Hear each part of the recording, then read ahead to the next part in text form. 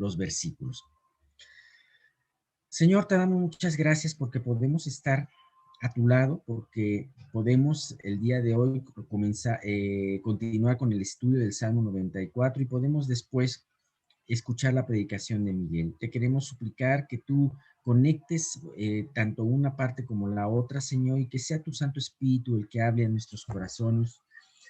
Tú sabes, Dios, que tanto Miguel como yo no tenemos nada, sino si no es por tu Espíritu, si no es por el trabajo de tu Espíritu Santo, Señor, no podríamos hacer nada. Te quiero pedir entonces que con toda libertad se manifieste el Espíritu en esta reunión y que enseñe a nuestros oídos y a nuestros corazones.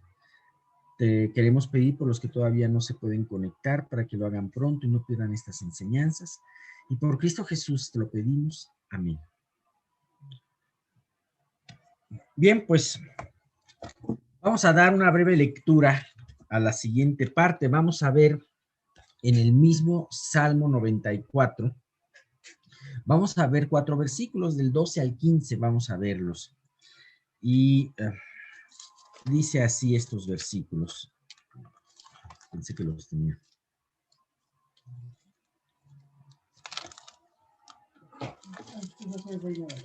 Sí. Ya lo tengo acá. Una disculpa, ¿no?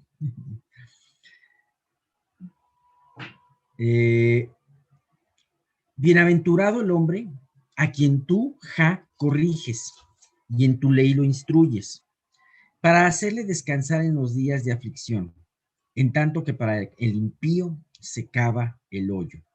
Porque no abandonará Jehová a su pueblo, ni desamparará a su heredad, sino que el juicio será vuelto a la justicia, y en pos de ella irán todos los rectos de corazón. Como ven, la vez pasada hablamos es la diferencia, la vez pasada hablamos de los impíos, ahora vamos a hablar de los rectos principalmente, aunque vamos a tocar acerca de los impíos. Y ahora, vimos cuál era de alguna manera el tratamiento de Dios para con los impíos, y era un tratamiento de misericordia. Entiende, ¿hasta cuándo van a entender? ¿Hasta cuándo voy a prolongar mi tiempo para que ustedes entiendan que deben de temer a Dios? Y en esta situación habla de promesas que necesitamos como hijos de Dios escuchar, ¿no? Bien, pues esta sección comienza con la palabra bienaventurado. Voy a leer de nuevo el versículo 12, que dice: bienaventurado el hombre a quien tú, corriges y en tu ley lo instruyes. Como vemos, aquí de nuevo tenemos esta palabra bienaventurado. Como ustedes saben, la palabra bienaventurado se traduce como van a ser felices, felices serán o felices sean. Y aquí se le da ese mismo sentido a la promesa que nuestro Señor Jesús dio en sus bienaventuranzas en el inicio de su sermón del monte. Es impresionante que así como comenzó Jesús este sermón, este largo sermón, en donde incluiría también mandamientos, o mejor dicho, ya una profundización de los ya existentes, que con estas promesas de felicidad, así también el salmista comienza esta sección con la misma promesa. Ustedes se acordarán, en el capítulo 5 de Mateo, la primera reuniéndose sus discípulos y después mucha gente empezó a hablar de las bienaventuranzas. Y de la misma manera, el salmista empieza esta sección de promesas, de exhortaciones para los creyentes con una bienaventuranza. Curiosamente, también es una forma de iniciar los salmos. Ustedes se acordarán, el salmo número 1 comienza con la palabra bienaventurado. ¿Sabes? Esto nos hace recordar el propósito de los mandamientos de Dios. El propósito y la intención que Dios tiene para la vida del hombre. Sabemos que los mandamientos de Dios no son en ninguna manera gravosos, sino al contrario. Dios puso todas sus escrituras, los mandamientos, para que podamos ser bienaventurados. Estoy hablando, me refiero, sabemos que no podemos cumplir los mandamientos nosotros por nosotros mismos, sabemos, pero esto habla de estas promesas de Dios. Bienaventurado, bienaventurado el que va a estar al lado de Dios, ¿no? Y bien, hay otra semejanza. En esta que esta promesa de felicidad no depende de que el entorno que nos rodea sea bueno o malo, o sea el resultado de que hayamos hecho solamente bien las cosas, sino más bien vamos a ser bienaventurados, no por lo que hagamos nosotros, sino por el trabajo que Dios haga en nuestras vidas. Entonces, podemos estar seguros de estas preciosas bienaventuranzas, ¿no? Tanto en el Sermón del Monte como aquí, si ustedes se acordarán bien de las bienaventuranzas, entonces tanto en el Sermón del Monte como aquí en este Salmo, también parte del trabajo de Dios es, en la vida del creyente, es la aflicción. Vemos, por ejemplo, en el Sermón del Monte, en las bienaventuranzas, que Jesús habla de bienaventurados porque cuando por causa de mí os persigan y digan toda cosa de males. Esa es una, dice, bueno, van a ser bienaventurados si están reconociéndolos e identificándolos con Jesús, y en base a eso los están persiguiendo, o bienaventurados los que tienen sed de justicia. Aquí te habla de una persona que se aflige por ver la injusticia del día de hoy y que anhela con todo su corazón esa justicia divina. Un corazón sufriente por la justicia de Dios. De la misma manera, aquí nos habla de que Dios, en esta parte nos habla de que Dios tiene que trabajar también en nuestras vidas, ¿no? Bienaventurados, les recuerdo aquí, dice el versículo 12, el hombre a quien tú corriges. Seguramente, si el día de hoy nosotros les pregunto, ¿a quién le gusta que Dios lo corrija? Seguramente no voy a ver manos levantadas, porque déjame decirte una cosa, a mí tampoco me gusta que Dios me corrija. Sé que es bueno y finalmente sé que Dios va a trabajar en mi vida y lo tomo y trato de tomarlo, de sumergirme en su palabra, llenarme de él para entender la corrección. Sin embargo, no es un tiempo que nos gusta. Ninguna disciplina al presente es causa de gozo, sino de tristeza. No nos gusta que Dios nos discipline. Dice en la versión NTV este mismo versículo, felices, fíjense, bienaventurados, y aquí dice felices. Felices aquellos a quienes tú disciplinas. ¿A quién le gusta que lo disciplinen? A ninguno de nosotros. Pero sabemos que la disciplina es necesaria para poder alcanzar las promesas de su reino. Ahora, fíjate que aquí habla de dos cosas muy importantes en este versículo. Primeramente habla de corrección. Pero la segunda parte dice, y en tu ley tú lo instruyes. ¿Sabes? Me encanta el orden con el que Dios pone y plantea sus cosas. Disciplina o corrección. Y como dice aquí, y enseñanza. Primero tiene que venir la disciplina y después tiene que venir la enseñanza. ¿Y sabes por qué? Esto es porque a través de la corrección, a través de la disciplina, Dios trata con el peor enemigo o el peor obstáculo que tenemos para aprender. Y ese obstáculo es el orgullo. Así que esto del aprendizaje lo hace por medio del quebranto. Dice el Salmo 119, 71, ustedes lo conocen muy bien, dice, Por cierto, si ustedes abren en el chat, Mirna está poniendo los versículos que estoy poniendo, ¿no? Para que no tengan necesidad de buscarlos. Bueno me es haber sido humillado para que aprenda tus estatutos. La corrección de Dios trae quebranto, el quebranto trae humillación, y con la humillación nosotros podemos decir, Dios, adelante, soy todo oídos, enséñame. ¿Has tratado de enseñar a una persona que piensa que sabe todo? Es algo muy difícil. Es algo muy difícil. Pero qué diferencia es cuando hay una persona que está consciente de que tiene que aprender y entonces esta persona toma con todo su corazón el aprendizaje. Esta es la actitud que Dios quiere en nuestras vidas. Bien, es solo a través del quebranto cuando vemos nuestra insuficiencia. Y entonces nuestros oídos estarán preparados, nuestros oídos y nuestro corazón estarán preparados para aprender. Fíjate que me recuerda también, al estar preparando esta parte, me recuerda mucho acerca de las visiones y llamamientos que han recibido los grandes profetas de la palabra, ¿no? Tenemos los casos de Isaías, el caso de Daniel y el caso de Juan.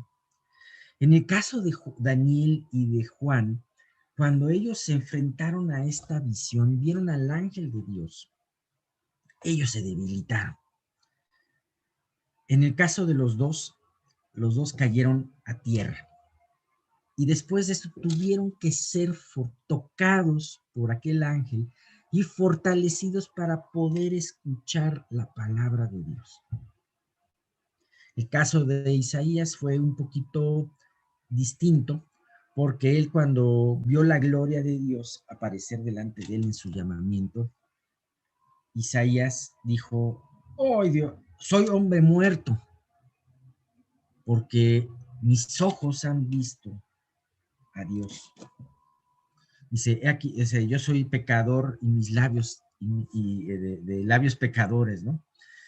Y y bueno, pues realmente ellos, al ser fortalecidos, primero quebrantados y después fortalecidos, estuvieron después listos para escuchar estas grandes revelaciones. Veamos Apocalipsis 1, 17, 19, es un ejemplo de lo que le pasó a Juan. Dice, cuando vio esta visión, en el capítulo 1 de Apocalipsis, después de que Juan vio la visión de un Cristo glorificado, ajá, esto le impactó mucho y dice en el versículo 17, cuando le vi, caí como muerto a sus pies. Y él puso su diestra sobre mí diciéndome, no temas, yo soy el primero y el último, el que vivo y estuve muerto, mas he aquí vivo por los siglos de los siglos. Amén. Y tengo las llaves de la muerte y del Hades. Escribe las cosas que has visto y las que son y las que han de ser después de estas. El llamamiento de Juan para escribir el Apocalipsis se hizo de esta manera. Dios tuvo que hacer consciente a Juan de su debilidad para escribir una de las mayores revelaciones que se han escrito. Qué impresionante es esto, ¿no? Y bueno, pues Dios quiere también enseñarnos que debemos nosotros dar gracias por el quebranto que nos producen las aflicciones que vivimos. Sí, gracias por ese quebranto, porque esto nos va a hacer crecer más rápido y va a hacer que apropiemos las promesas que antes veíamos como pura letra. De oídas te había oído, mas ahora mis ojos te ven. Este fue el resultado del quebranto de Job, ¿no? Dice 2 Corintios 7:11, es otro versículo, porque he aquí esto mismo de que hayáis sido contristados según Dios, es como estar quebrantados. ¿Qué solicitud produjo en vosotros? ¿Qué defensa? ¿Qué indignación? ¿Qué temor? ¿Qué ardiente afecto? ¿Qué celo? ¿Y qué vindicación? En todos os habéis mostrado limpios en el asunto. ¿Ves lo que hace el quebranto? Finalmente, por eso Dios dice, bienaventurado, el salmista dice, bienaventurado el que tú corriges y en tu ley lo instruyes. Lo corriges lo quebrantas, lo disciplinas, y una vez con un corazón necesitado, entonces puedes decir, Dios, ahora sí, enséñame lo que quieres, ¿no? Dios nos tiene que vaciar de nosotros mismos para llenarnos de Él. Ese es un punto importante y eso es lo que hace el quebranto y las pruebas. Vamos al versículo 13. Dice, para hacerle descansar en los días de aflicción, en tanto que para el impío se cava el hoyo. En breves palabras, déjenme decirles que este versículo nos habla de que a pesar del tiempo de aflicción del justo, a este se le puede hacer descansar. ¿Por qué? Por su confianza en Dios. Mientras en ese tiempo se está completando la trampa mortal en donde caerá el impío. ¿Sabes? Creo que es muy entendible este versículo, pero a mí me hizo pensar en la dualidad que existe, en el antagonismo que existe con respecto al gozo del impío con el del creyente. ¿Qué quiero decir con esto? Hemos visto en innumerables ocasiones en la palabra que se nos plantea esa dualidad muy especial en donde mientras el creyente gozo, mientras el creyente tiene aflicción, el impío tiene gozo, y mientras el creyente tendrá gozo, el impío, el futuro será de aflicción, ¿no? Y eh, esto arroja algunos pensamientos acerca de la naturaleza de la aflicción y cómo de la aflicción y del gozo para los creyentes y para los incrédulos. Bien, ¿qué podemos decir acerca de esta dualidad de gozo y aflicción? Bueno, primeramente podemos decir que para los creyentes la aflicción viene primero, y esa aflicción es en este mundo. Y el gozo para los creyentes será después y será eterno. Mientras que para el incrédulo, el gozo se encuentra en esta vida, el gozo vamos a poner entre comillas, se encuentra en esta vida, y a él le esperará una eternidad llena de aflicción. Como vemos aquí, cómo funciona, al mismo tiempo el creyente es afligido y el impío goza. Y en esta tierra, tanto la aflicción del creyente como el gozo del impío es temporal, muy corta, y no tiene que ver con la inmensidad que significa la eternidad, en donde el impío sufrirá entonces de aflicción y el justo disfrutará del gozo. Ajá. Esto nos lo dice la palabra en varios versículos. Vamos a ver Romanos 8:18. Romanos 8:18 dice Pablo, pues tengo por cierto que las aflicciones del tiempo presente no son comparables con la gloria venidera que nosotros ha de manifestarse. El hecho de conocer que nuestra aflicción es temporal nos debe de llevar a alentarnos y que no tiene que ver nada en cuanto a tiempo con respecto al gozo y la gloria eterna. Debe de alentarnos a vivir para Cristo aunque estemos y a seguir sus principios aunque estemos en aflicción. Ajá. No son comparables. Aquí lo dice Pablo a los romanos. Lucas 16:25, cuando habla de Lázaro y el rico, vean el contraste y seguramente estas palabras para aquel hombre fueron terribles, fueron muy pesadas. Cuando Abraham le dijo lo siguiente, Lucas 16:25, pero Abraham le dijo, hijo, acuérdate que tú recibiste tus bienes en esta vida y Lázaro también males, pero ahora él es consolado de aquí y tú atormentado. Imagínate el dolor de saber que este destino ya no lo puedes cambiar y que hubo un tiempo en donde lo podía cambiar. Dice, él decía, dame chance aunque sea una gotita, un poquito de agua, ¿no? Que no aguanto este sufrimiento. Y entonces Abraham le dice algo, palabras muy desconsoladoras. Acuérdate que tú recibiste tus bienes, recibiste tu gozo, tu parte que tú quisiste estuvo en el tiempo corto y breve en la tierra. Y la parte de aflicción de Lázaro estuvo en la tierra, pero ahora en la eternidad se invierten los papeles. Y el tiempo no tiene comparación. Lázaro iba a gozar y sigue gozando de toda esta gloria, de todos estos tesoros en el cielo, mientras que el rico sigue sufriendo las aflicciones hasta el día de hoy y lo seguirá haciendo per secula seculorum, ¿no? Bien, bueno, perdón, me perdí. Bueno, además, hay que tener en cuenta el tiempo presente de aflicción, de corrección para el creyente en la tierra, no se le ha, lejos de haberse leído a Dios de las manos, es un tiempo precioso y muy valioso en donde a la larga Él nos quiere bendecir con una mayor fe y un mayor conocimiento de Él. Y resultado de este tiempo de aflicción, habrá toda una vida eterna llena de frutos que disfrutaremos a su lado. Ajá. La muerte del creyente será solamente una puerta para poder disfrutar de todas esas riquezas. Y además, todo esto nosotros lo sabemos, lo conocemos por la palabra. Es decir, aunque podamos estar afligidos al día de hoy, sabemos que esta aflicción es un trabajo de Dios en nuestras vidas que producirá frutos eternos. Sabemos que la muerte no termina nuestra esperanza con la muerte, sino que al contrario, es el paso a lo mejor.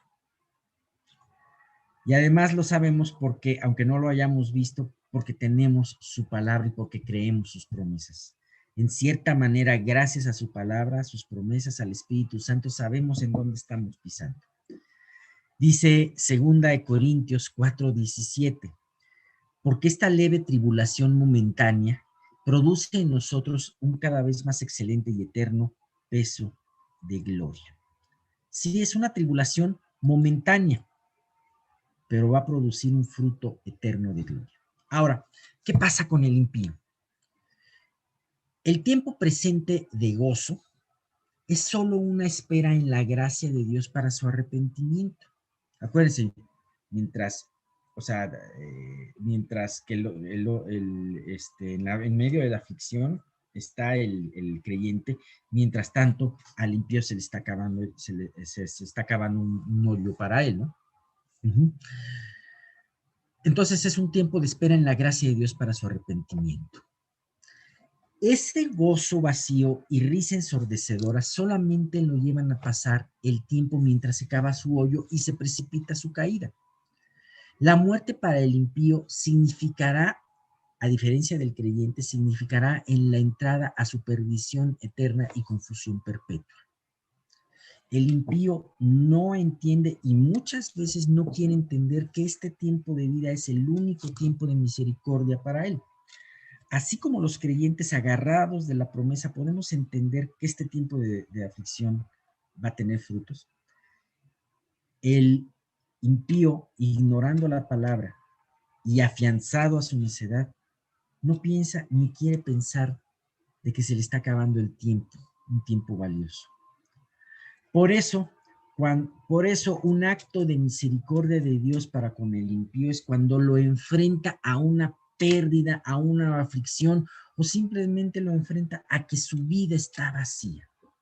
Este tiempo, aunque para el impío puede parecer una maldición, viene siendo una bendición por parte de Dios. Así que, si tú estás orando por un familiar que todavía no conoce a Cristo, por un amigo, por un hijo, por un padre, por un hermano, y de repente vienen aflicciones a su vida, ten en cuenta que son bendiciones, porque están tratando de sacarlos de ese camino, del no pensar, de esa risa sorda y enloquecedora, ¿no?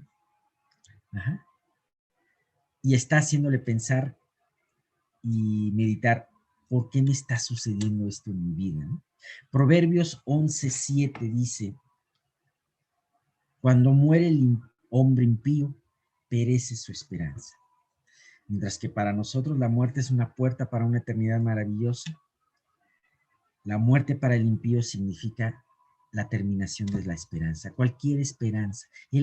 Acabamos de escuchar las palabras del rico, de Abraham para con el rico, y que le dijo, mas ahora él es consolado y tú atormentado. ¿Y sabes qué es lo peor? Ya no hay esperanza. Job 35, 10, 11, hablando de esta manera en que Dios trata de comunicarse con el hombre que no le conoce. Y ninguno dice, ¿dónde está Dios mi hacedor, que da cánticos en la noche, que nos enseña más que a las bestias de la tierra y nos hace sabios más que las aves del cielo? ¿Sabes? A mí me impresiona cómo aún los impíos en una familia pueden recibir bendición por causa de los creyentes. Aún para los impíos sigue saliendo el sol. Siguen, y ¿sabes qué? Siguen blasfemando sin que les caiga un rayo. Pero eso, ellos no entienden que ese es un tiempo de gracia y de espera para el arrepentimiento. Por eso, en este tiempo de gracia, Dios espera que nosotros estemos dispuestos a aprovechar toda oportunidad para dar testimonio y hablar de Él. Esto es lo único que constituye la esperanza para que un impío se convierta. Por algo Dios nos deja aquí. Por algo Dios dejó a ese endemoniado gadareno para que pudiese hablar con su vida y con su boca de todas las maravillas y la misericordia que había tenido Dios con él. ¿Y sabes qué?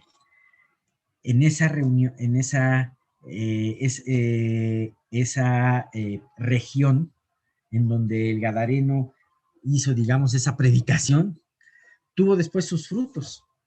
Ajá. Lo podemos constatar en la palabra, ¿no? Por último, hablando de este versículo, la aflicción del creyente aquí en la tierra se presenta también con la posibilidad de descansar, porque nos dice aquí, para hacerle descansar en los días de aflicción. ¿Sí? Así que aquí hay una posibilidad de descanso del creyente aunque esté en aflicción. Y además ser consolado a través de las promesas de Dios, mientras que para el impío, ese gozo temporal, en vez de que de vez en vez es enfocado por su falta de esperanza. Y además, ese gozo poco a poco se transformará en una amargura. ¿Sabes qué? El tiempo, por ejemplo, de las celebraciones de Navidad y de celebraciones de cumpleaños o de las grandes fiestas, es algo que nos habla mucho acerca de esto, ¿no? Los eventos. Y muchas veces el impío está muy entusiasmado con esos eventos.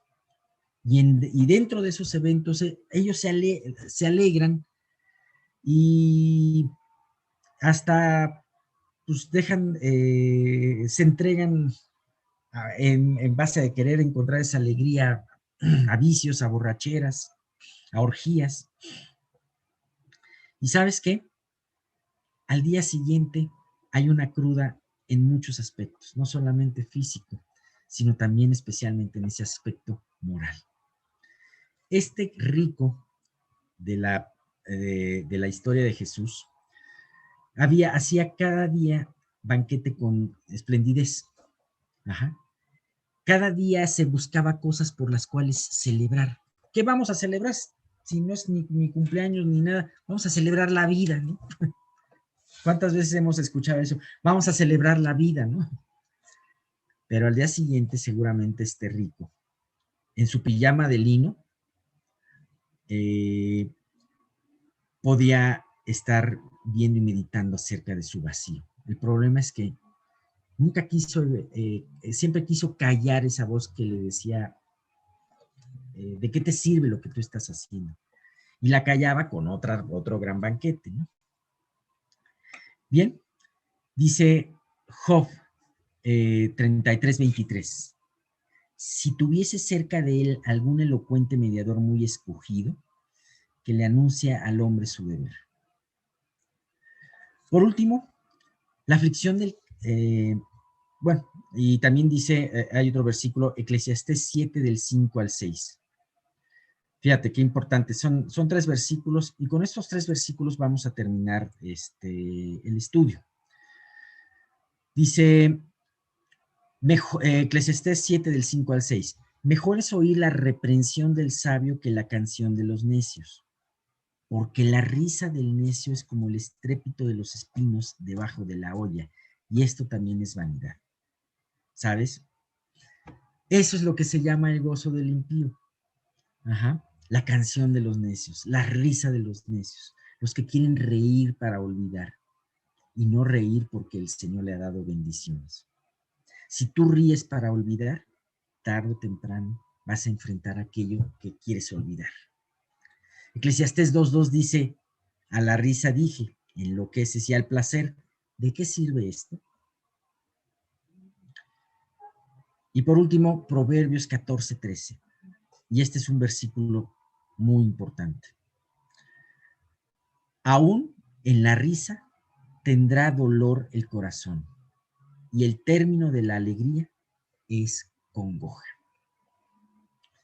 Bien, entonces podemos aprender mucho acerca de estos 3 versículos y cómo encuadran con las enseñanzas del día de hoy, sabiendo y teniendo en cuenta que aunque tengamos ese tiempo de aflicción, Dios nos dará descanso a través de sus promesas. Y aunque aparentemente se goce el impío en sus pensamientos, en su pecado, en sus fiestas, ¿sabes? Este gozo es efímero y a final de cuentas, después de este gozo habrá dolor. Esto nos debe de llevar a tener un mayor cargo por los que nos rodean. Bien, vamos a terminar aquí. No pude terminar toda la sección, pero nos quedamos con esta enseñanza el día de hoy. Muchas gracias. Gracias, Alex. Pues mira, sin duda alguna, todos estos conceptos que Dios nos da a través de este salmo que nos has compartido, pues nos ubican en cuanto a que un creyente debe aprender a esperar en Dios y no en las cosas de esta vida. Y Dios en su soberanía infinita es el que nos dará todo lo necesario para que seamos santificados y crezcamos en la fe. Y bueno, ya retomando ahora nuestro estudio del capítulo 17 de Juan, que es la oración de Jesús, que los primeros 5 versículos es la oración por él mismo, luego del versículo 6 al 19 es la oración por los apóstoles, y del 19 al 26 es la oración por los creyentes del Nuevo Testamento, todos los que se iban a convertir, que conforman lo que ahora conocemos como la iglesia. Y pues este es un punto muy importante porque en la iglesia es precisamente a quien Dios le da ya la bandera del evangelismo, o sea, le da ya la gran comisión de ir por todo el mundo y predicar el evangelio. Y todos los creyentes, a partir de entonces, debemos concentrarnos en esta misión y en este ministerio, que ese es el más hermoso y honroso que alguien puede tener en este mundo. Recuerden cuán hermosos son los pies de los que anuncian las buenas nuevas, los que anuncian el evangelio de paz. Así nos ve Dios. Entonces, cuando en nuestro corazón nosotros decidimos servir, Dios nos ve así como algo hermoso, porque no hay nada en lo que Él se goce más que en que un creyente siga el camino de su voluntad.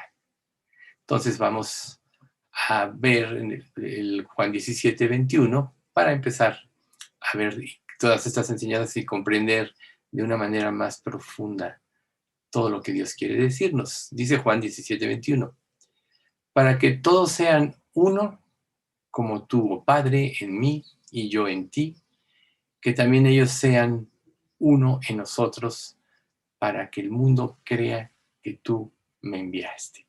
Entonces aquí esta frase, para que todos sean uno, implica precisamente la unidad que Dios quiere tener en su iglesia y que se centra en la adherencia a la revelación que Dios Padre le dio a sus primeros discípulos a través de su Hijo.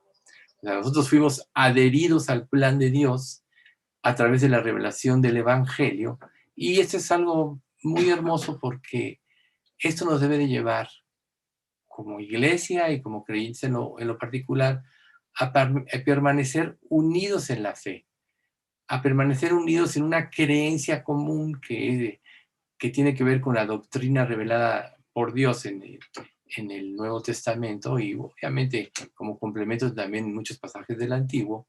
Y pues esta idea clara solo nos la da la palabra de Dios.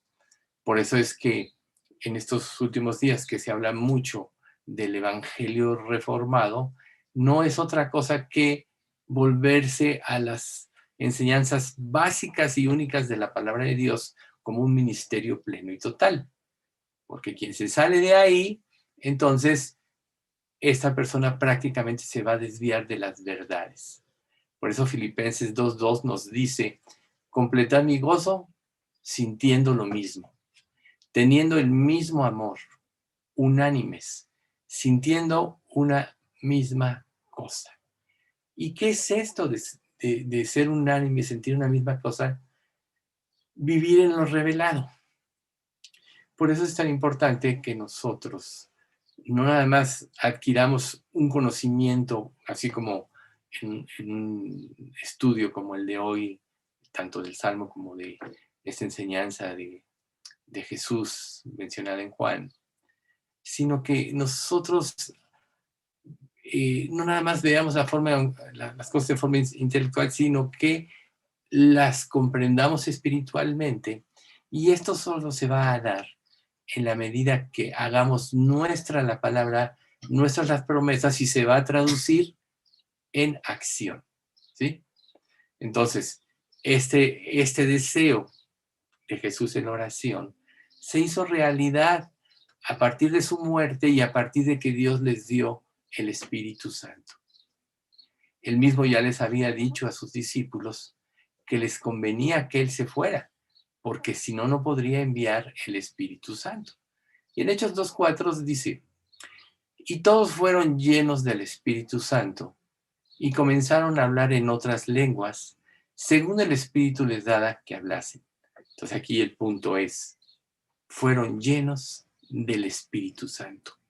Ahí es precisamente donde se estaba respondiendo ya esta oración de Jesús, de que sean uno como nosotros somos uno, que sean uno en unidad, porque al entrar el Espíritu en nosotros, prácticamente nos hacemos uno con Dios. O sea, la esencia de Dios está en nosotros. Entonces, por eso ya somos llamados hijos de Dios y por eso pasamos a formar parte de la familia de Dios. Ningún miembro en una iglesia que no posea el Espíritu Santo morando en su corazón, prácticamente es parte de la iglesia. Pero cuando una persona se convierte realmente y Dios le da como sello su Espíritu Santo, entonces él pasa a formar parte de la familia de Dios. Como dice Efesios 1:14, que Él nos dio su Espíritu como las arras de nuestra herencia hasta la redención de la posición adquirida para alabanza de su gloria. Él nos dio su Espíritu como la garantía de que nosotros cumpliríamos la misión que Dios nos iba a encomendar. Ninguna iglesia, ningún creyente podría llevar a cabo la obra de Dios sin el Espíritu Santo. Y en 1 Corintios 12:13 dice, porque por un solo Espíritu fuimos bautizados en un cuerpo, sean judíos o griegos, sean esclavos o libres, y a todos se nos dio a beber de un mismo Espíritu. Entonces, ¿qué pasa en común con todos los creyentes verdaderos? Que tenemos el Espíritu Santo y es el mismo Espíritu. Por eso Pablo decía, si algún otro hombre o un ángel os predica un evangelio diferente, sea maldito. Porque la revelación verdadera solo puede venir a través de Dios mismo y el Espíritu Santo es el que nos revela las verdades de Dios para que las comprendamos en forma espiritual, es el que nos da la fuerza para cumplirlas y nos da la determinación para seguir el camino. Sin esa garantía no tendríamos ninguna oportunidad. Entonces, esta unidad con Dios a través de su Espíritu, no puede estar basada en la experiencia,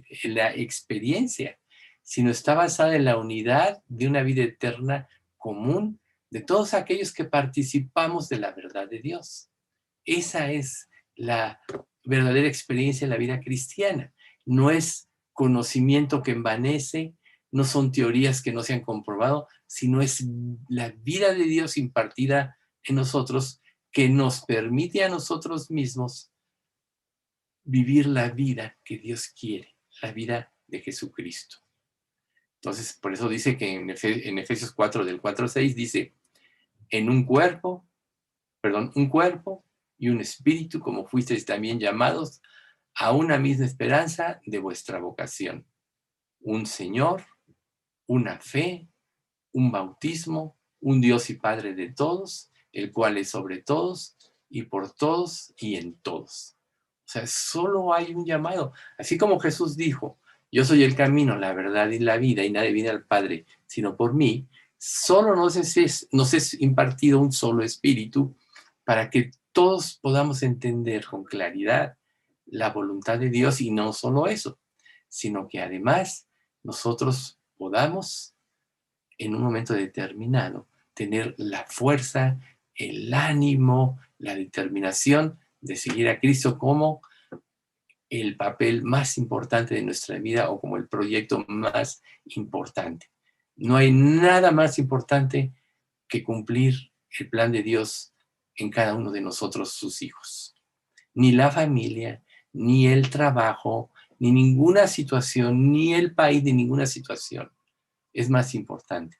Si no, Jesús no hubiera dicho que nosotros debemos de vivir como si aborreciéramos lo que más queremos, ¿no? Si alguno viene a mí y no aborrece a su padre y madre, esposa, hijos, hermanos, hermanas, y aún también su propia vida, no puede ser mi discípulo.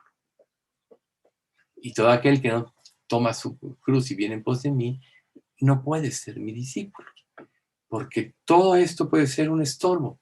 Ahora, lo más curioso, una persona sin discernir correctamente esta enseñanza podría decir, bueno, qué egoísta es Dios, entonces ¿para qué Dios me dio una esposa, hijos que amo, una familia? No, lo que pasa es que nuestra manera de amar, nuestra manera de convivir es equivocada a causa del pecado.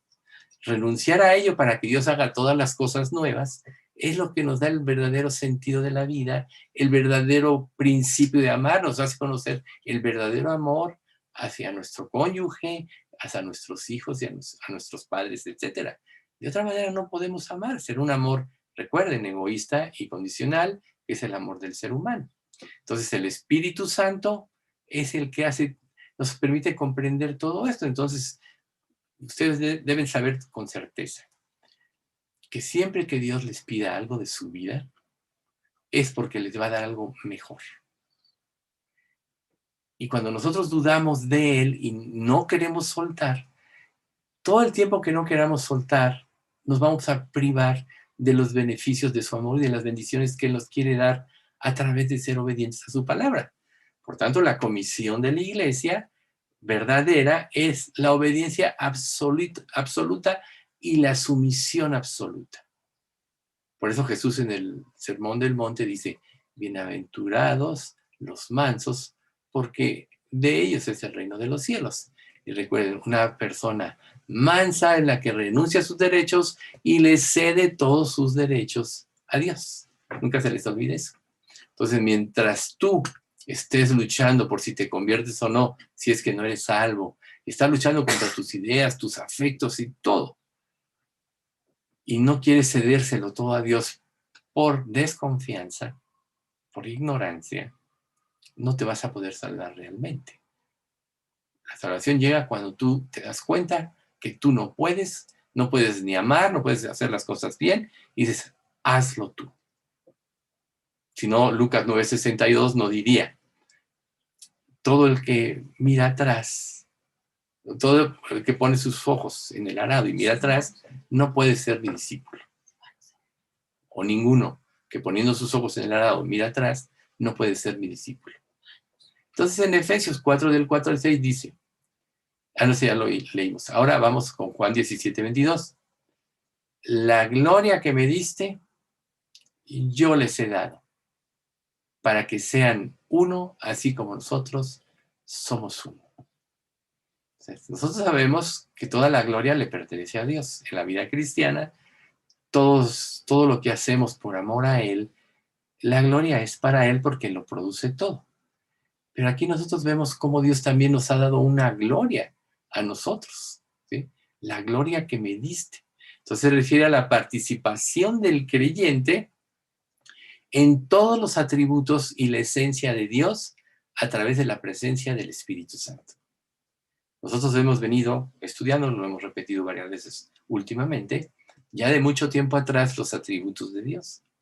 Y es tan importante conocer a través de estos atributos el carácter de Dios, porque eso muestra lo que es la esencia de su carácter y de su ser, para que nosotros no dudemos de Él en ningún momento. Y lógico, la presencia del Espíritu es el que se va a encargar de que nosotros comprendamos todo esto. Por eso Juan, en Juan 17:10, dice, todo lo mío es tuyo y lo tuyo mío, y he sido glorificado en ellos. Y para su iglesia, la Escritura dice que somos coherederos con Cristo. Somos llamados hijos como Jesús. Jesús es el primogénito entre muchos hermanos. Ese es el sello de la familia de Dios, ¿sí? Entonces, en Colosenses 1:27 dice, a quienes Dios quiso dar a conocer las riquezas de la gloria de este misterio entre los gentiles, que es Cristo en vosotros, la esperanza de gloria. ¿Se recuerden ustedes que el Padre, el Hijo y el Espíritu Santo son un solo ser? Y cuando dice Cristo en vosotros, habla del Espíritu Santo. Por eso dice, si alguno no tiene el Espíritu de Cristo, no es de Dios. ¿A qué se refiere? En Romanos 8:9. Se refiere al Espíritu Santo. O sea, la esencia de Dios está en nosotros y a través del Espíritu Santo vamos a poder conocer en forma progresiva las riquezas de su gloria. Segunda de Pedro 1:4 dice, por medio de las cuales nos ha dado preciosas y grandísimas promesas para que por ellas llegaseis a ser participantes de la naturaleza divina, habiendo huido de la corrupción que hay en el mundo a causa de la concupiscencia. Mientras más santidad hay, no hay cabida para la corrupción en nuestra vida. Por eso es que en el proceso de santificación de la vida de un creyente en esta vida, la evidencia de que se está santificando es que va dejando al mundo y su corrupción. Porque ¿qué puedes comparar tú de las cosas de este mundo con Dios? Y si todavía te atraen a ti las cosas de este mundo, es porque tú no has visto la gloria de Dios como debías verla revelada a través de las Escrituras que nos hace entender el Espíritu Santo. En la medida que tú veas y participes de la gloria de Dios, te vas a dar cuenta que todo lo demás es obsoleto y sin sentido. Un ejemplo, ahora con la tecnología, por ejemplo, los primeros celulares, que eran grandotes, unas cajotas de 30, 40 centímetros y todo, ¿no? Y ahora vemos que cada día son más chiquitos, pero son más claros, más nítidos, con más funciones. ¿Quién querría ahorita un celular de los primeros en comparación a uno de estos últimos de ahora? Pues nadie, ¿no? Digo, es un ejemplo efímero, pero solo es para dar una idea de que ante la gloria de Dios, nada de lo que hay en este mundo tiene comparación. Entonces, como participantes de la iglesia, nosotros debemos ir creciendo en esa gloria para ir vislumbrando cada día más el amor inmenso de Dios y que ese amor nos lleve a desechar de nuestra vida todas aquellas cosas que nos pueden separar de Él y que Él odia. Dios odia el pecado. Por eso dice que el Salmo 5:5, que Él está airado contra el impío todos los días, porque Él odia el pecado. Y si tú amas el pecado, pues tienes que recapacitar qué espíritu es el que está en ti, ¿verdad? Ahora sí, vamos creciendo, vamos entendiendo, pero en la medida que vamos cumpliendo el plan de Dios en nuestra vida y vamos trabajando para Él, cumpliendo el llamamiento de ser partícipes de la iglesia y del llamado que Dios hizo a su iglesia, es lógico que en forma natural dejemos todo lo demás.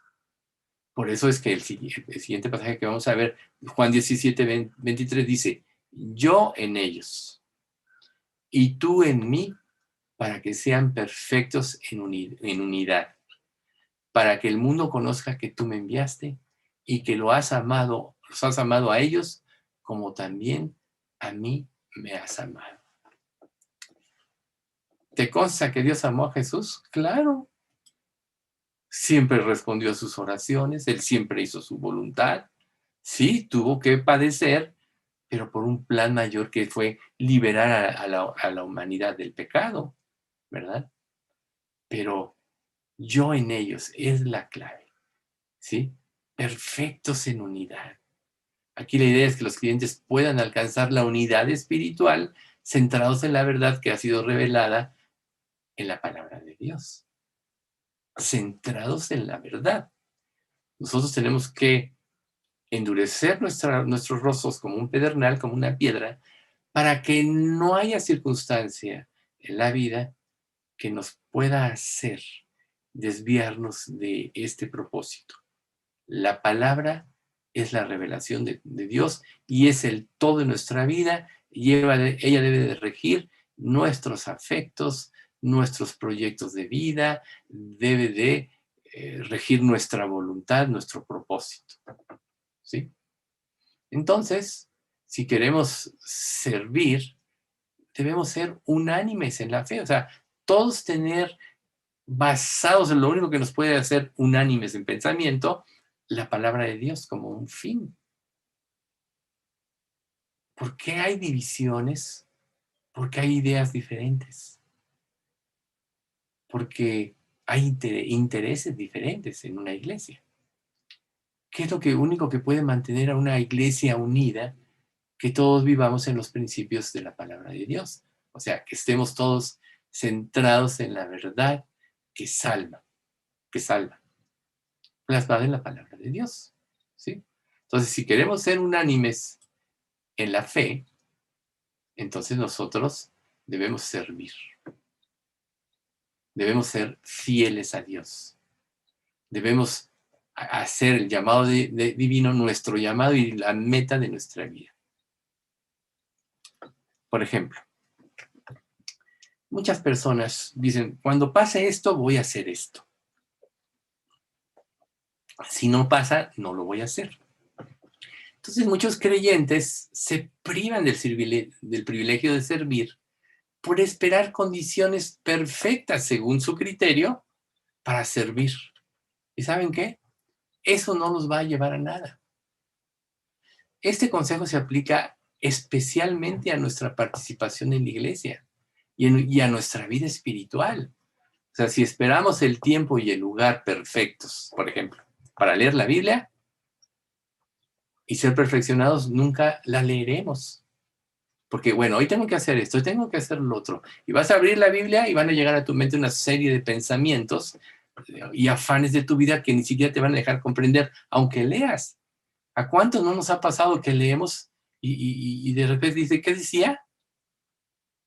Por eso es bueno ejercitarse, cuando tú lees la Biblia, en leer, por ejemplo, un capítulo y repasar qué me quiso empezar a enseñar Dios. Y si se te fue, vuélvelo a leer hasta que lo comprendas, ¿sí?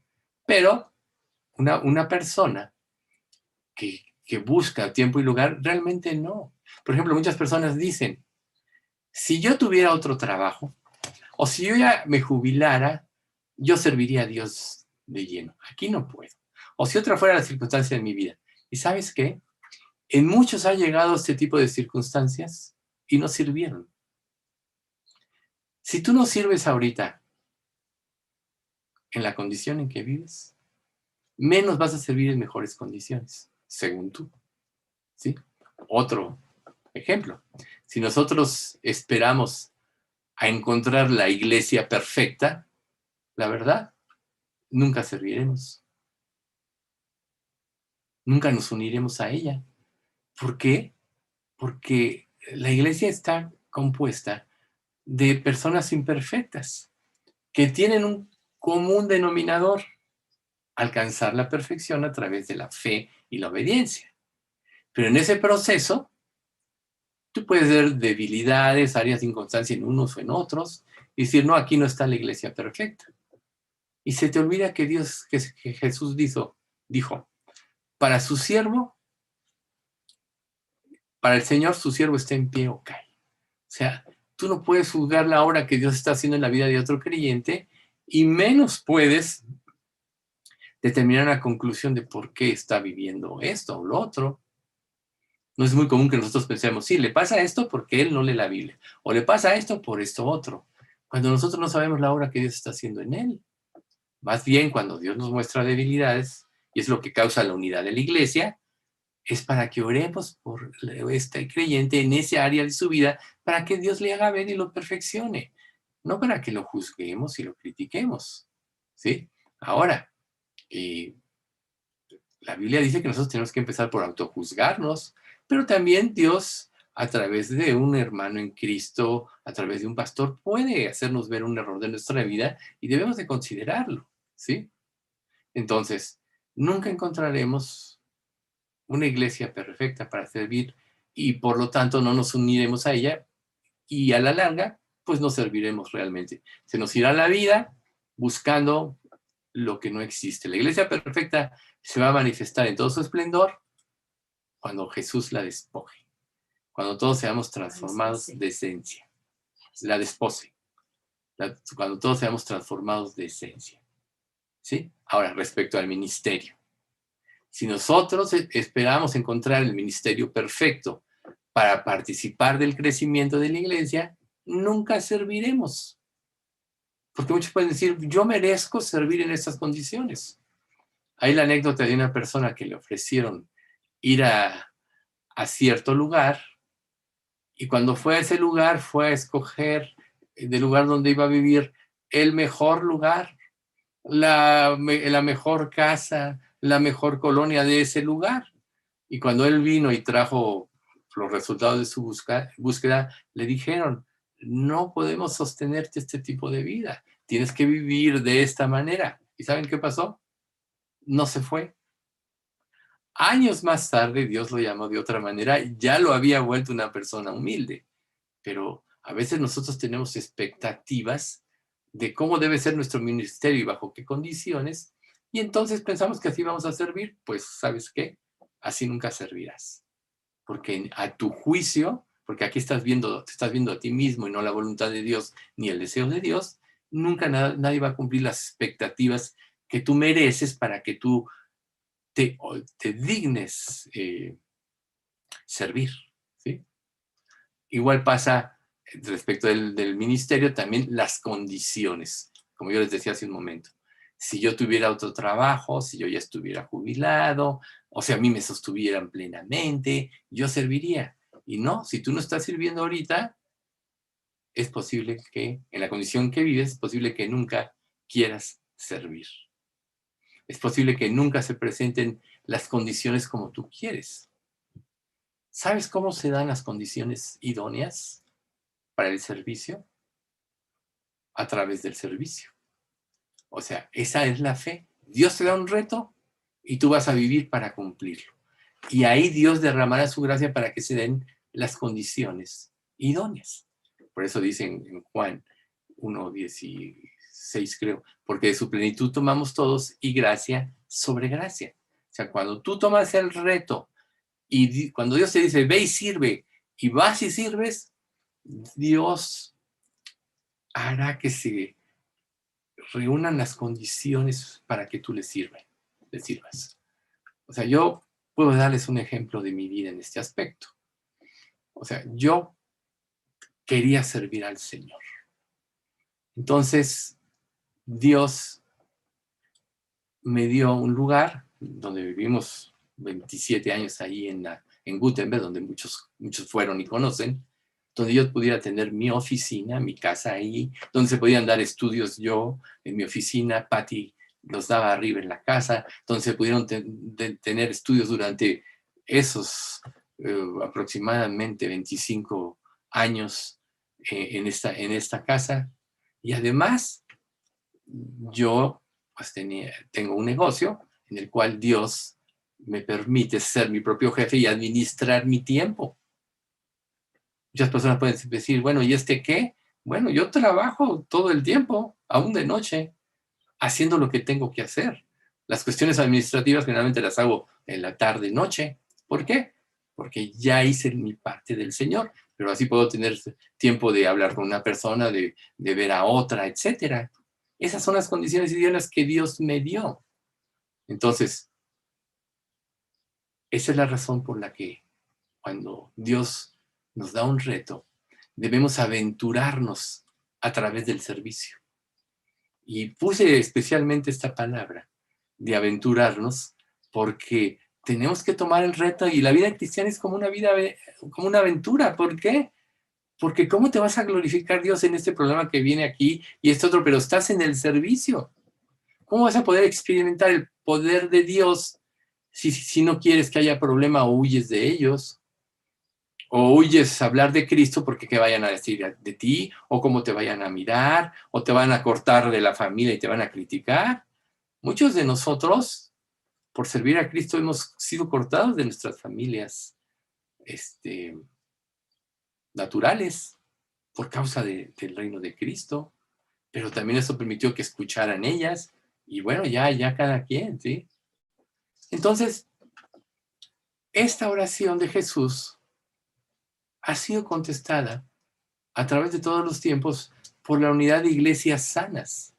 Mire, 1 Corintios 13 dice, porque así como el cuerpo es uno y tiene muchos miembros, pero todos los miembros del cuerpo, siendo muchos, son un solo cuerpo, así también Cristo. O sea, nosotros no somos personas individuales, somos parte del cuerpo de Cristo y como bien explica la Biblia, el cuerpo tiene muchos miembros. Luego dice el versículo 13 del 12 de Corintios, porque por un solo espíritu fuimos todos bautizados en un cuerpo, sean judíos o griegos, sean esclavos o libres, y a todos se nos dio a beber de un mismo espíritu. Eso también quiere decir que Dios no hace distinciones entre tu jerarquía o tu alcurnia o tu nacionalidad, o si eres güero o si eres moreno, no. Dios a todos nos ve igual, y lo que Él ve es nuestro corazón y nuestra disposición para servirle. Y bueno, este pasaje está muy completo también, vamos a leerlo. Efesios 2, del 14 al 22, dice, porque Él es nuestra paz, que de ambos pueblos hizo uno, derribando la pared intermedia de separación, aboliendo en su carne las enemistades, la ley de los mandamientos expresados en ordenanzas, para crear en sí mismo de los dos un solo y nuevo hombre, haciendo la paz. O sea, por ejemplo, ¿tú te considerarías como hijo de Dios ese tipo de persona que hace la paz o que busca la discordia, etcétera? Dice, y mediante la cruz reconciliar con Dios a ambos en un solo cuerpo, matando en ella las enemistades. Generalmente las enemistades involucran contienda y muchas veces rivalidad. Pero cuando todos son unánimes y tienen un mismo sentir y un mismo pensar en Cristo, ya no puede haber enemistad porque hay un solo objetivo, porque las personas viven aunque sean diferentes. Luego dice el 17, y vino y anunció las buenas nuevas de paz a vosotros que estabais lejos y a los que estaban cerca. Porque por medio de él, los unos y los otros, tenemos entrada por un mismo espíritu al Padre. Aquí lo que Dios nos está diciendo es que lo importante no es cuál sea tu origen o lo que viviste. Lo importante es que tu nombre está escrito en el libro de los cielos y que tú tienes ya pasaporte al cielo o la visa a través de su Espíritu Santo. Y eso te da una seguridad, debe darte una seguridad en la vida para cumplir el ministerio. Luego dice el 19, así que ya no sois extranjeros ni advenedizos, sino conciudadanos de los santos y miembros de la familia de Dios. ¿Qué Perdón, qué hermosa esta última frase, ¿no? Miembros de la familia de Dios. ¿Realmente te sientes miembro de la familia de Dios? Si es así, vas a trabajar en tu vida por los intereses de tu familia, por los intereses de tu Padre Celestial, porque estás trabajando para la familia. ¿Y, y cómo va a ser que tú vas a tener esta motivación? Te lo dice el versículo 20. Edificados sobre el fundamento de los apóstoles y profetas, siendo la principal piedra del ángulo Jesucristo mismo. O sea, la sana doctrina. Vivir solo de acuerdo a lo revelado por Dios. Luego el 21, en quien todo el edificio bien coordinado va creciendo para ser un templo santo en el Señor. Recuerden, la iglesia es el columna y baluarte de la verdad. Y la firmeza en las convicciones de los creyentes de una iglesia es lo que va a hacer sólido el edificio de la iglesia, que es una construcción espiritual. Recuerden ustedes, el recinto físico no tiene nada que ver. Es la unión espiritual y el deseo de servir a Cristo. Y luego el 22, en quien vosotros también sois juntamente edificados para morada de Dios en el Espíritu. O sea que mientras más comprendamos y más obedezcamos, con mayor libertad el Espíritu Santo va a poder revelarnos las verdades. ¿Por qué?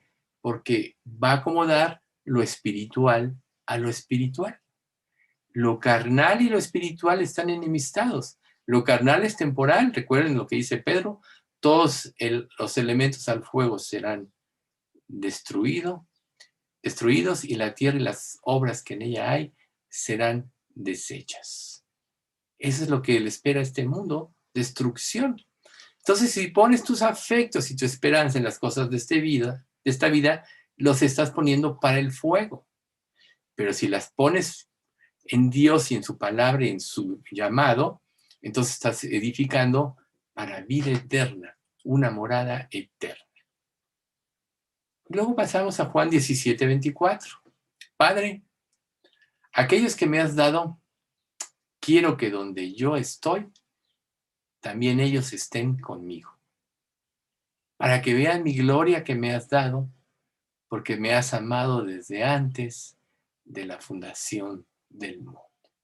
Nosotros ya sabemos que por Jesús hizo Dios todas las cosas.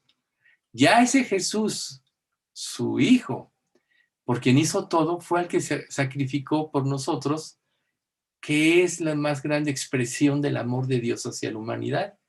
Pero aquí en esta oración, vean ustedes cómo Jesús dice, quiero que estén conmigo para que vean mi gloria.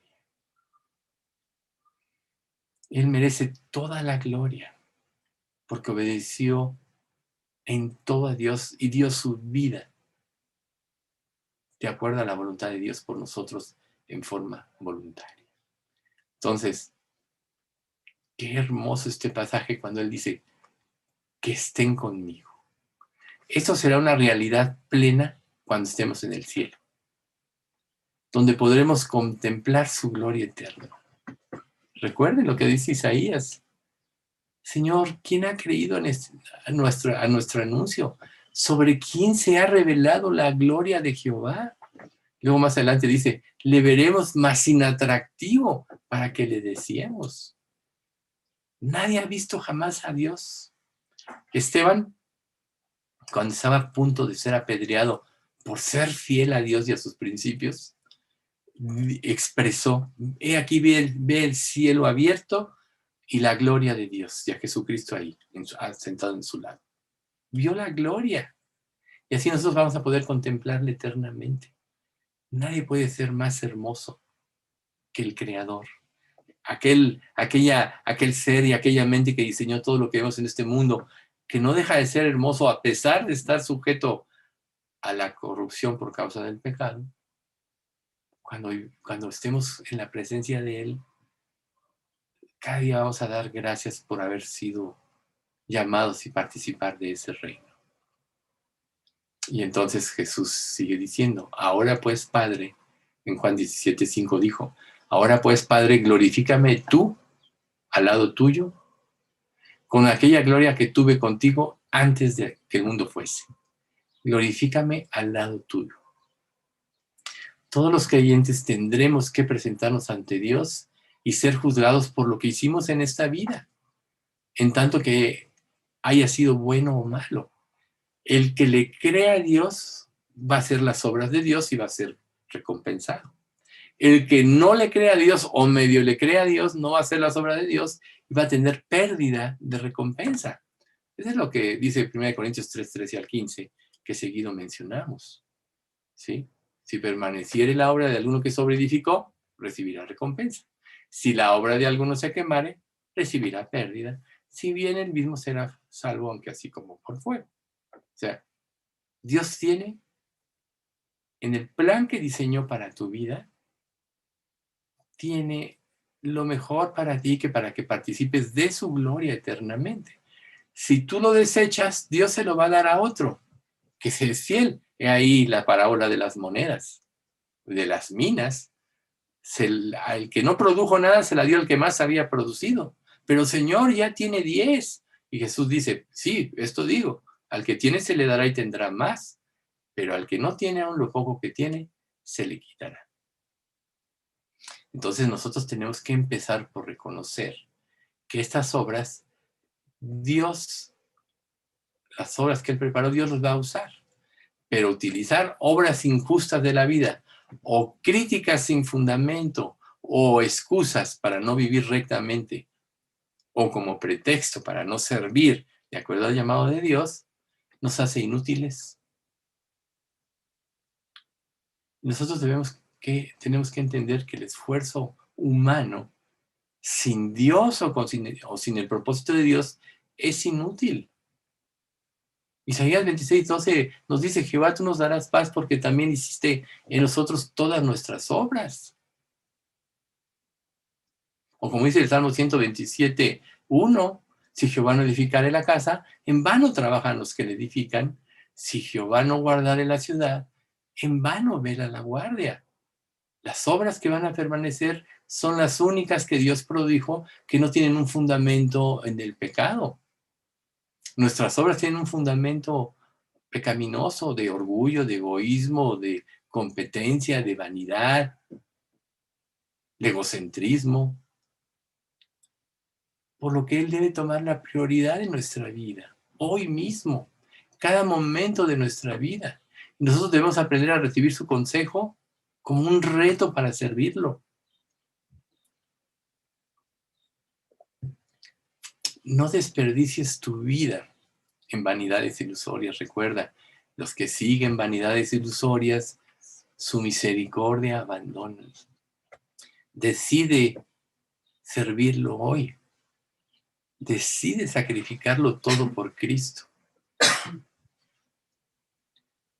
A veces parece extraño a los ojos de este mundo que un creyente pase la vida luchando. No lo entienden. Otros luchan para alcanzar por sí mismos, para alcanzar lo que solo Dios les puede dar. Recuerden que Dios nos da gratuitamente, así como nos da la salvación, todos los elementos para que a través de la obediencia podamos glorificarle.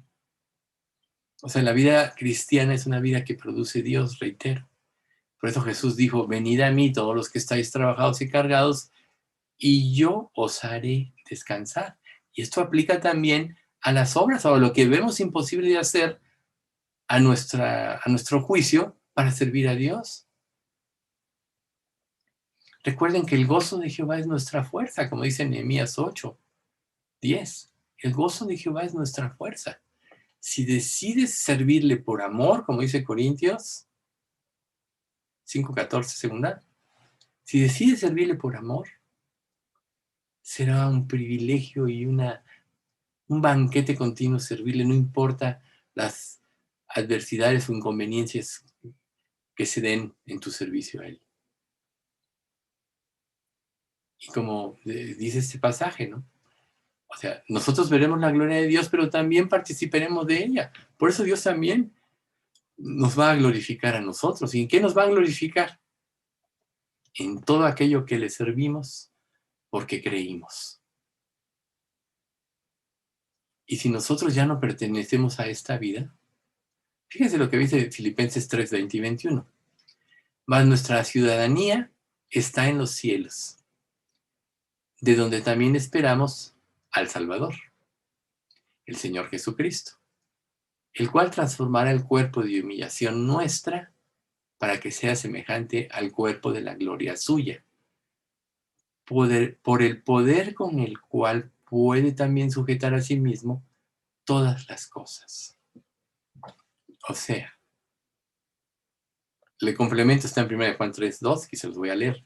Amados, ahora somos hijos de Dios y aún no se ha manifestado lo que hemos de ser, pero sabemos que cuando Él se manifieste seremos semejantes a Él, porque le veremos tal cual Él es.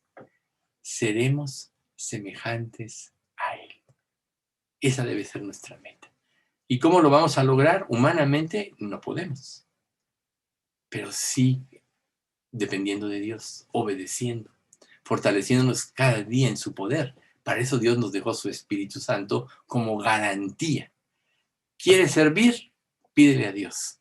¿Tienes algún obstáculo u objeción? Dile a Dios que la disipe y que te quite el obstáculo. No tenéis porque no pedís, dice Santiago. Pedís y no recibís porque pedís mal para gastar en nuestros deleites. ¿Y qué dice después? Oh, almas adúlteras, ¿no sabéis que la amistad del mundo es enemistad contra Dios?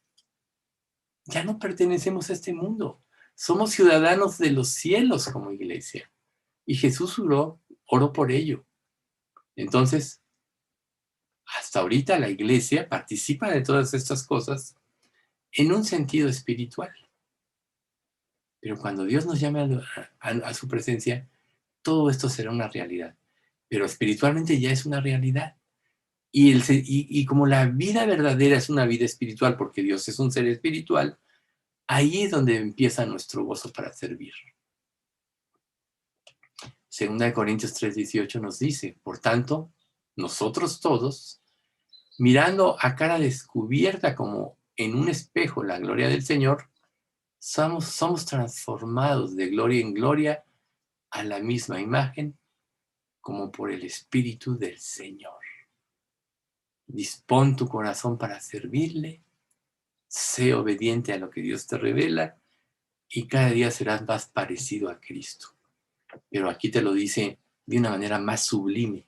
Somos transformados de gloria en gloria, en la misma imagen. ¿Sí? Así como Adán todos traen la imagen del terrenal, ahora tú como hijo de Dios traes la imagen del celestial. Y esa imagen cada día será más clara en la medida que más te consagres. Y entonces Juan 17, 25 y 26 dice, Padre justo, el mundo no te ha conocido, pero yo te he conocido. Y estos han conocido que tú me enviaste. Y les he dado a conocer tu nombre. Y lo daré a conocer aún. Para que el amor con que me has amado esté en ellos y yo en ellos. O sea, si Dios amó a Jesús más que todas las cosas y por eso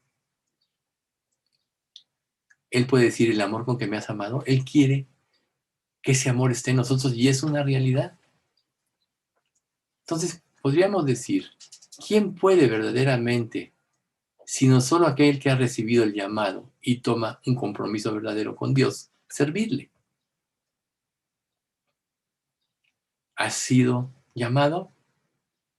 Quiere decir que tú ya eres salvo. ¿No sientes ese llamamiento? Pues pídele a Dios, trata de rectificar. La vida cristiana es como una aventura que se irá haciendo cada día más atractiva en la medida que tengamos ese sentido de pertenencia, como decíamos al principio del estudio. Tenemos que ser aventurados. Es como una aventura, donde en ese camino se va a ir revelando el poder y la gloria de Dios. Y solo lo van a experimentar aquellos que participen de ella, los que sean obedientes, los que tomen el reto. Es muy hermoso recibir. Pero ¿no acaso la Escritura dice, más bienaventurado es dar que recibir? Más bienaventurado. O sea, es hermoso que Dios te revele, que en un estudio como este puedas asimilar conceptos, recibir conceptos, muchos de ellos, algunos ya te sabes, algunos pueden ser nuevos, algunos no los habías entendido como debías haberlo hecho en forma espiritual. Pero más hermoso es tomar el reto, ser partícipes del trabajo de Cristo y que el Espíritu Santo mismo sea el que te revele todo ese tipo de cosas. Eso es lo que puede darle la unanimidad a la iglesia y el sentido de pertenencia. No solo enseñanzas en forma teórica, sino enseñanzas vivas, vividas, experimentadas.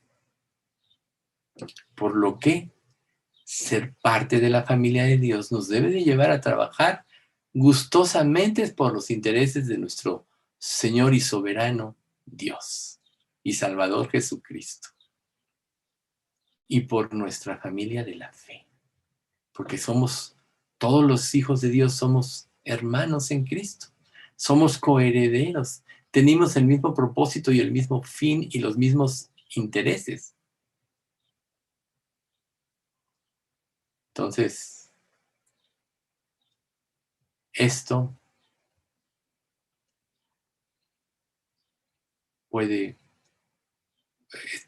esto, aquí terminamos en nuestra parte. Y lo importante es que Dios nos promete la presencia continua del Espíritu Santo. Por eso en Romanos 5:5 dice, y la esperanza no avergüenza, porque el amor de Dios ha sido derramado en nuestros corazones por el Espíritu Santo que nos fue dado. Y Romanos 8:9, más vosotros no vivís según en la carne, sino según el Espíritu. Si es que el Espíritu de Dios mora en vosotros. Y si alguno no tiene el Espíritu, no es de él.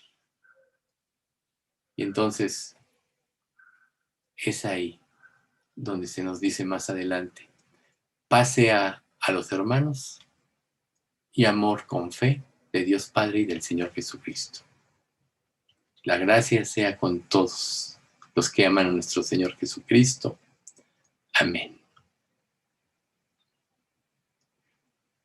Por lo tanto, es necesario que estemos alerta, que estemos constantemente atentos y vigilantes para que ningún enemigo espiritual, divisiones, orgullo, pecado, desorden o teología errónea se infiltre y amenace con destruirnos.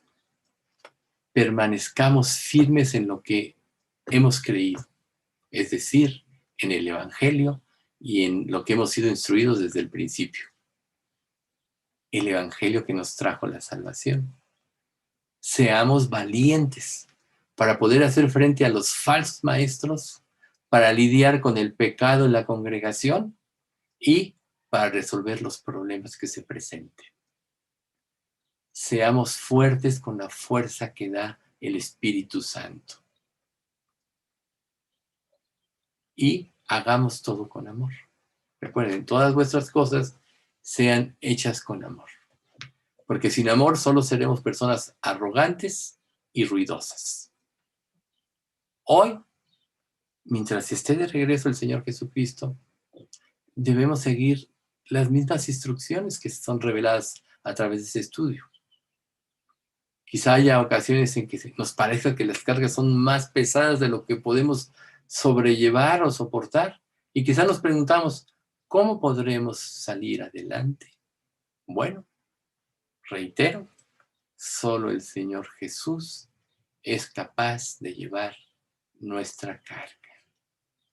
porque Él nos puede ayudar, porque es glorioso. Vamos a usar algunos pasajes del Salmo 145. Nos puede ayudar porque es glorioso, grande es Jehová y digno de suprema alabanza, y su grandeza es inescrutable. Puede hacer hace actos en cada generación. El 4, generación a generación, celebrará tus obras y anunciará tus poderosos hechos. Luego, está lleno de majestad y gloria y de esplendor. El 5, en la hermosura de la gloria de su magnificencia y en sus hechos maravillosos meditaré. Luego, sus obras son imponentes. El 5 y 6. Y el 6 dice, del poder de tus hechos estupendos hablarán los hombres, y yo publicaré tu grandeza. Es justo. El 7. Proclamarán la memoria de tu inmensa bondad y cantarán tu justicia. Es misericordioso, paciente, lleno de amor inagotable, bondadoso y compasivo. El 8 y 9. Ciertamente, clemente y misericordioso es Jehová, lento para la ira y grande misericordia. Bueno es Jehová para con todos, y sus misericordias sobre todas sus obras. Luego, es justo en todo lo que hace. Luego dice, gobierna sobre un reino eterno, el versículo 13, tu reino es reino de todos los siglos, y tu señorío en todas las generaciones. Satisface todas nuestras necesidades, 15 y 16. Los ojos de todos esperan en ti, y tú les das su comida a su tiempo. Abres tu mano y los colmas de bendición, a todo hombre. Todo lo que hace está lleno de bondad. El 17. Justo es Jehová en todos sus caminos y misericordioso en todas sus obras. Está cercano a los que le invocan. El 18. Cercano está Jehová a todos los que le invocan, a todos los que invocan su nombre, de veras. A todos los que le invocan de veras. Y oye nuestros gritos de auxilio y nos rescata. El 19 y 20. Cumplirá el deseo de los que le temen, oirá a sí mismo el clamor de ellos y los salvará. Jehová guardará a todos los que le aman, mas destruirá a todos los impíos. Entonces, para concluir, si estás siendo agobiado por alguna carga y te sientes como que estás a punto de caer, ¿sabes qué? Vuélvete a Dios en oración y pídele ayuda. Y Él está listo para tomar tu carga y llevarla. Vamos a orar. Padre, te damos gracias por este estudio. Gracias, Padre, por toda esta revelación que nos has dado el día de hoy. Y es muy alentador para nosotros como iglesia que estamos en este mundo, que hace más de 20 siglos que tú estuviste aquí. Y hiciste una petición que se ha cumplido, porque siempre en cada generación ha habido un remanente fiel. Así como cuando Elías pensaba que solo quedaba él como persona fiel, Dios le dijo, me he reservado más de 7,000 hombres que no han doblegado sus rodillas delante de Baal. Así Dios, tú en cada generación has tenido un remanente fiel, y nosotros como iglesia te queremos pedir que nos mantengas en esta fidelidad para que seamos luz en este mundo y podamos cumplir nuestro ministerio que nos has dado como un reto. Permítenos, Padre, tomar esto como el propósito central de nuestras vidas, ahora que somos salvos, somos tus hijos, somos tus representantes en este mundo, y que tú te glorifiques al final del tiempo sobre nosotros. También, Padre, no dejamos de rogarte por el lugar que tú ya tienes previsto para que nos volvamos a reunir físicamente, ahora que sea oportuno. Y sabemos, Padre, que será lo mejor de lo mejor. Bendice a nuestra iglesia, líbrala de nuevos contagios, Padre, y guárdanos de todo mal. Señor, especialmente te pedimos por Pati Herrera y su familia que ahorita están en esta prueba, que tú lo saques adelante y que todo esto se traduzca en salvación para su familia. En nombre de Cristo Jesús. Amén.